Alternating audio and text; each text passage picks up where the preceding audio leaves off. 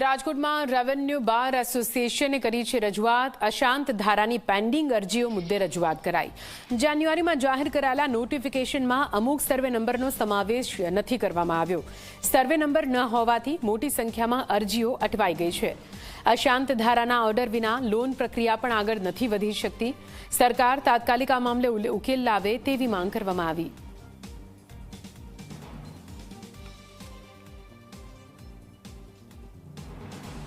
Revenue બાર એસોસિએશનની જે રજૂઆત છે અશાંત ધારાના પ્રશ્ને, એના માટે કલેક્ટર સાહેબને રજૂઆત કરવા આવ્યા છીએ।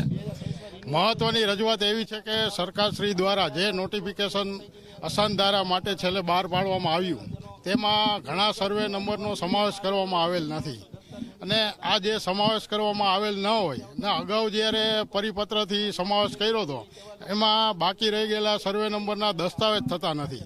એટલે દસ્તાવેજ ન થાય અને ત્યાં પરમિશન પણ ન મળે એવા પ્રશ્ન ગૂંચવણા ઊભા થયેલ છે।